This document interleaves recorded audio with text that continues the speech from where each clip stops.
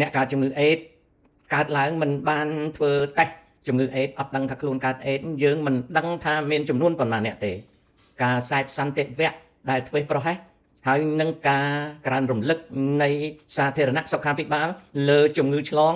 ធ្វើឲ្យដៃគូរួមភេទមិនប្រើស្រោមអនាម័យនិងយល់ដឹងពីការឆ្លងនៃរោគសញ្ញាផ្លូវភេទដ៏សាហាវតាមរបាយការណ៍ពី UNAIDS បានឲ្យដឹងថាចំនួនមនុស្សកើតអេដនៅក្នុងលោកកើនឡើងនៅពេលដែលវ៉ាក់សាំងការពារជំងឺអេដបានត្រូវដាក់ឲ្យប្រើប្រាស់វ៉ាក់សាំងការពារជំងឺអេដមានលក្ខខណ្ឌសុខភាពទើបចាក់បានរីឯការធ្វេសប្រហែសរបស់អ្នកដែលជាដៃគូផ្លូវភេទហើយនឹងការបង្កើតនៅខ្សែសន្តិវៈភេទនានាបណ្ដាលឲ្យជំងឺអេដកើនឡើងនៅក្នុងសន្ទុះដ៏ខ្លាំងក្លាតែមិនភ្ញាក់ផ្អើលនៅប្រទេសកម្ពុជាដូចគ្នាអ្នកកើតជំងឺអេដកើតឡើងមិនបានធ្វើតេស្តជំងឺអេដអត់ដឹងថាខ្លួនកើតអេដយើងមិនដឹងថាមានចំនួនប៉ុន្មានអ្នកទេ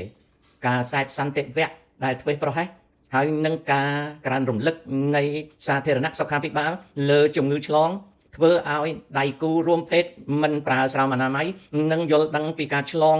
នៃរោគសញ្ញាផ្លូវភេទដ៏សាហាវ